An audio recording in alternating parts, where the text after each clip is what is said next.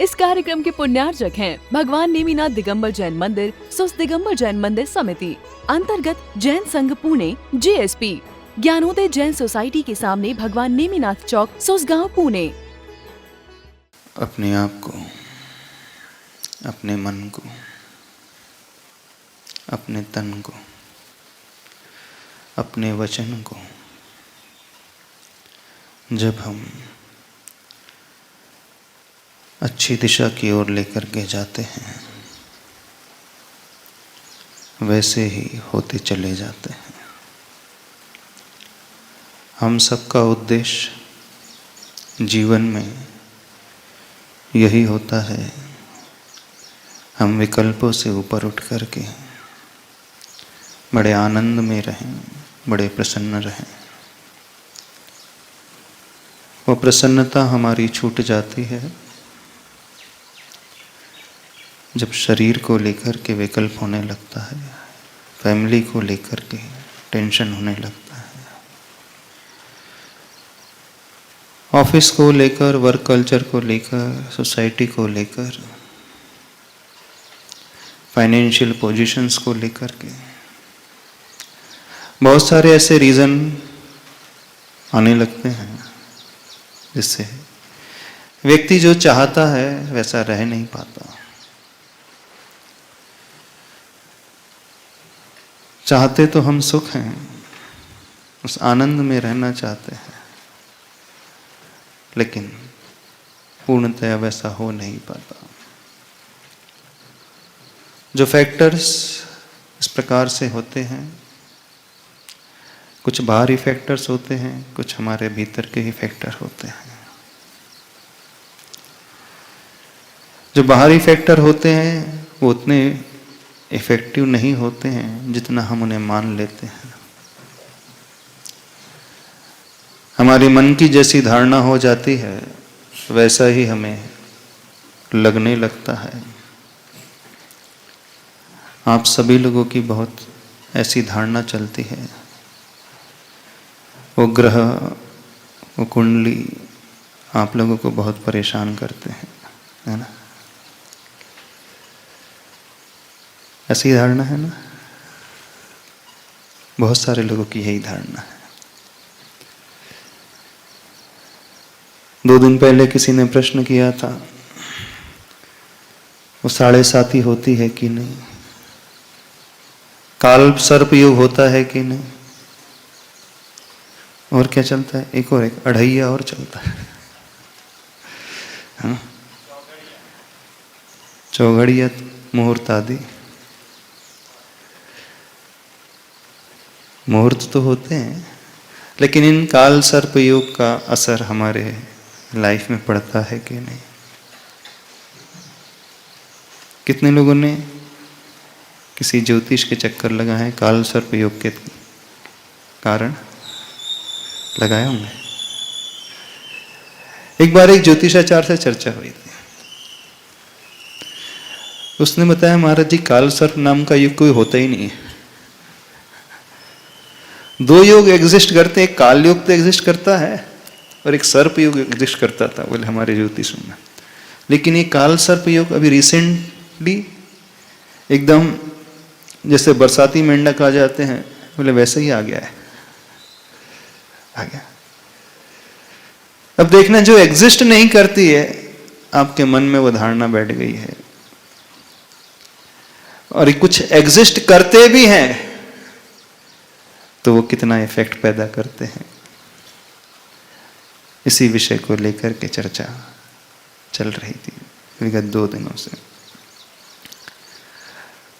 अभी तक अपन ने समझने की कोशिश की कि हमारा शरीर 5 महाभूतों से मिलकर के जो बना हुआ होता है, 5 एलिमेंट्स जिसमें होते हैं, जिसे औदारिक शरीर कहा जाता है, और ये नेचर भी बिल्कुल उन्हीं 5 महाभूतों से, 5 तत्वों से निर्मित होता है। जो भी मटेरियल्स हमें नजर आते हैं इन्हीं के माध्यम से उनकी रचना होती है। जो प्लैनेट्स हैं उनके भीतर भी ये सब कुछ समाहित होता है। उनका भी एक ग्रेविटेशनल फोर्स आदि होता है सभी प्लैनेट्स का एक एक फोर्स होता है, और उस फोर्स के अकॉर्डिंग इस पृथ्वी में भी इफेक्ट पैदा होने लगता है। पूर्णिमा के दिन वो चंद्रमा के माध्यम से समुद्र में वो ज्वार आ जाता है, अमावस में वो भट्टा आ जाता है। उस चंद्रमा से कुछ इस प्रकार के रेडिएशन, इस प्रकार का फोर्स जनरेट होता है कि वो इतनी दूर रह कर के भी समुद्र में इफेक्ट पैदा कर लेता है। न केवल वह समुद्र में इफेक्ट पैदा करता है, बल्कि हमारी बॉडी में भी इफेक्ट पैदा करता है, क्योंकि हमारी बॉडी में भी ऑलमोस्ट 70% क्या है, जल तत्व, वाटर एलिमेंट्स ही ना, 70 से भी ज्यादा है रादर। अब वो इतने बड़े समुद्र को इफेक्ट पैदा कर सकता है, वो विजिबल हो जाता है हमें, क्योंकि चंद्रमा एज पर साइंस सबसे नियरेस्ट है पृथ्वी के अनुसार, अर्थ के सबसे नियरेस्ट मून है। जैनिज्म कहता है सन इज नियरेस्ट, फिर चंद्रमा उससे बाद में है, फिर अदर जो प्लैनेट्स है वो उनकी डिस्टेंस और भी ज्यादा है।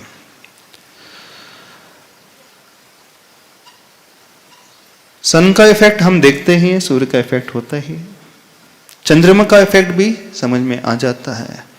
लेकिन जो अन्य प्लैनेट्स हैं जिनकी दूरी बहुत अधिक है, उनका इफेक्ट डायरेक्टली एकदम से हमें समझ में नहीं आता है, लेकिन इफेक्ट तो होता अवश्य होता है कि नहीं।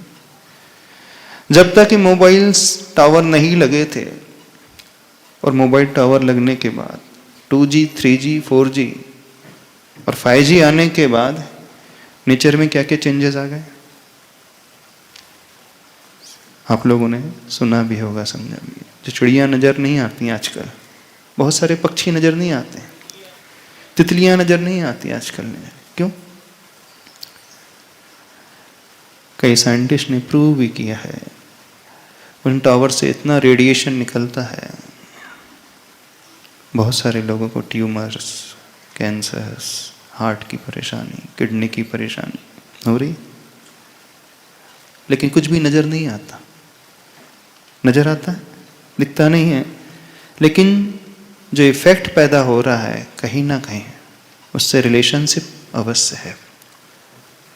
अब ये जो ऑर्बिट में रहने वाले जो प्लैनेट्स हैं, उनका भी इफेक्ट हमारी बॉडी पर पड़ता ही है, बस इसी सेंस में वो हमारी बॉडी को इफेक्ट करते हैं, उससे ज्यादा वो कुछ नहीं करते हैं। तो हमारे बॉडी में जो वाटर एलिमेंट होता है,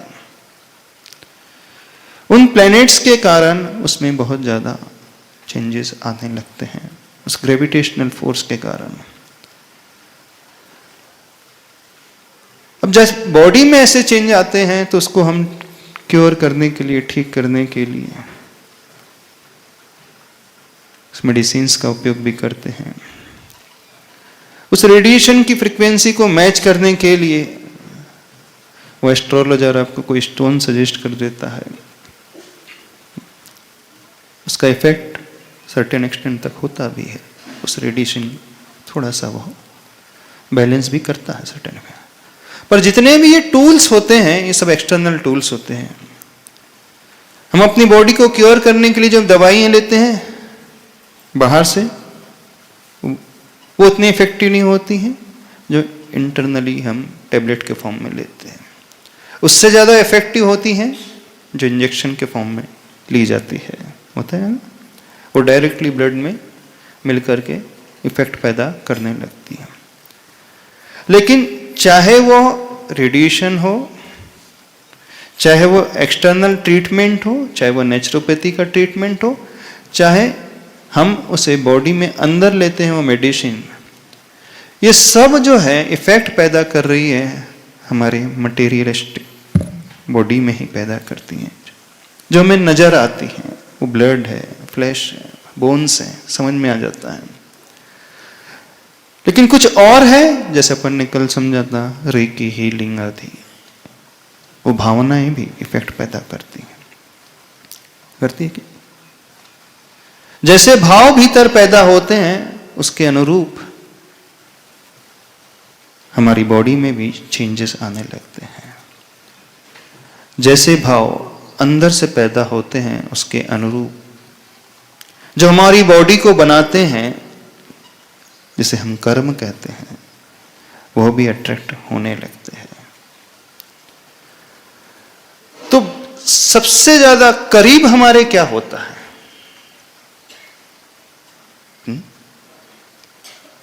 यह हमसे बहुत दूर है, इसका एग्जिस्टेंस डिफरेंट है, एकदम अलग नजर आता है। मेडिसिन एकदम अलग है, इंजेक्शन एकदम डिफरेंट अलग चीज है, रेडिएशन भी बाहर से आ रही है। उससे करीब क्या है? हमारी बॉडी ही है ना? उससे भी करीब कुछ है जो और भी निकट है, जो हमारी सोल में पैदा होते हैं। हाँ, एक शरीर जो हमें नजर आ जाता है, जिसे स्थूल शरीर, औदारिक शरीर कहा जाता है। एक शरीर सूक्ष्म शरीर भी होता है। एक शरीर सूक्ष्म शरीर होता है, वो तेजस शरीर भी होता है, कार्बन शरीर भी होता है। वो भी एक बॉडी है, मटेरियल ही है, पर उसकी जो वर्गणाएं हैं, जिसका रॉ मटेरियल है बहुत मान्य, लेकिन वो नजर नहीं आता, पर उसका एग्जिस्टेंस भी फिजिकली है। लेकिन उससे भी निकट कुछ और होता है हमारे भीतर। वो क्या होता है? हमारे अंदर उठने वाले इमोशंस, भाव, वो हमारे अपने हैं। वो भाव, वो इमोशंस अच्छे और बुरे दोनों होते हैं। ऐसे दोनों होते हैं ना, दोनों ही प्रकार के। जब किसी के मन में दुख के भाव पैदा होते हैं, साइंटिस्ट लोगों ने प्रूव किया है, जितनी भी नेचुरल कैलेमिटीज आती हैं, सामूहिक रूप से जब एक ऐसी वेव का निर्माण होता है, जिसे कहा गया है आइंस्टीन पेन वेव, जैसे स्लॉटर्स हाउस होते हैं, जब बहुत ज्यादा हिंसा होती है, बहुत ज्यादा जीवों का वध होता है, अथवा बहुत इस प्रकार की कोई घटना घट जाए तो व्यक्ति सामूहिक रूप से बहुत दुखी हो जाए, तो उनके मन में जो फीलिंग जनरेट होती है, उनसे जो एक वेव का निर्माण होता है, वो पेन वेव कहा जाता है, और उसका नाम रखा गया आइंस्टीन पेन वेव। और वो पेन वेव अंदर के उस दुख पर रूपी परिणाम होने के द्वारा ही पैदा होती है। और जितनी ये पेन वेव अधिक क्वांटिटी में पैदा होती हैं, उसका इफेक्ट जो होता है क्लाइमेट चेंजेस में होने लगता है। जो नेचुरल कैलेमिटीज आती हैं, अर्थक्वेक आ जाना है, बहुत ज़्यादा आंधी तूफान आने लगता है। आप लोगों ने सुने होगी ऐसी घटना। वो जो वेव पैदा होती है, जब अंदर का दुखमय परिणाम हमारे भीतर पैदा होता है, तो उसको काउंटर बैलेंस करने के लिए एक एंटी आइंस्टीन पेन वेव भी होती है। सुनना ध्यान से। वो कैसे पैदा होती है? जब व्यक्ति कुछ इस प्रकार के भावों से भर करके कुछ उच्चारण अच्छा करता है। आप किसी मंत्र की चैंटिंग करते हैं, सबसे इफेक्टिव जो मंत्र माना जाता है वो नमोकार मंत्र माना जाता है। एक बीजाक्षर माना जाता है, ओम बीजाक्षर माना जाता है। स्विट्जरलैंड में जिनेवा में एक समिट हुई थी, उसमें शायद 98 में हुई थी, 1998। वहां पर साइंटिस्ट लोगों ने ये प्रूव किया था कि भिन्न भिन्न मंत्रों से भिन्न भिन्न प्रकार का एक रेजोनेंट इफेक्ट पैदा होता है। जो हम उच्चारण करते हैं, एक रेजोनेंट इफेक्ट पैदा होता है, और वो रेजोनेंस इफेक्ट जो पैदा करता है, उससे एंटी आइंस्टीन पेन वेव निकलती है। यानी जो दुख रूपी वेव, दुख रूपी कारण के कारण जो वेव पैदा हो रही थी, पेन वेव, अब कोई व्यक्ति सामूहिक रूप से अथवा इंडिविजुअल रूप से उस प्रकार का भाव रख करके उस मंत्र की चैंटिंग करता है, उच्चारण करता है, तो जिन वेव्स का निर्माण होता है वो एंटी पेन वेव के रूप में आती है, यानी उस दुखमय वातावरण को काउंटर बैलेंस करती है। उसमें सबसे ज्यादा इफेक्टिव पाया गया वो ओम और नमोकार मंत्र आदि।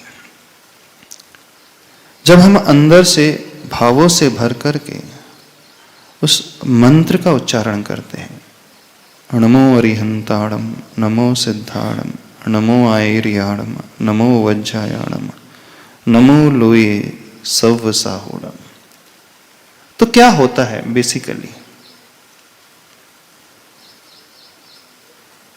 बेसिकली हमारा कनेक्शन उस पर्टिकुलर जो शक्ति इस यूनिवर्स में चारों तरफ है, इस मंत्र के उच्चारण होते ही उनसे जुड़ने लगता है। बिल्कुल जैसे सैटेलाइट होती है और टावर्स होते हैं, है ना।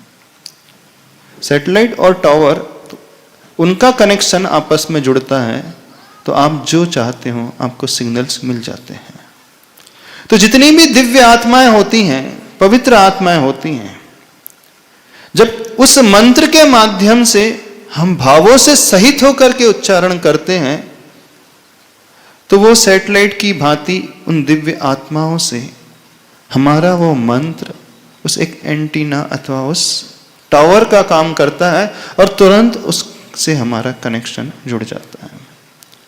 जो जैसे ही कनेक्शन जुड़ता है फिर जो वेव का निर्माण होता है वो एंटी पेन वेव के रूप में पैदा होती हैं और हम उसका उच्चारण करते हैं तो जो एक कंपन, जिसे हम रेजोनेंट इफेक्ट कहते हैं, वो चारों तरफ पैदा होने लगता है। और जब वो रेजोनेंट इफेक्ट पैदा होने लगता है उसके माध्यम से फिर जो भाव भीतर पैदा होते हैं वो बहुत अच्छे भाव, जो इमोशंस पैदा होते हैं, बहुत अच्छे इमोशंस व्यक्ति के भीतर पैदा होने लगते हैं। इस कार्यक्रम के पुण्यार्जक हैं भगवान नेमिनाथ दिगंबर जैन मंदिर, सुस दिगंबर जैन मंदिर समिति, अंतर्गत जैन संघ पुणे, JSP, ज्ञानोदय जैन सोसाइटी के सामने भगवान नेमिनाथ चौक, सुसगांव, पुणे।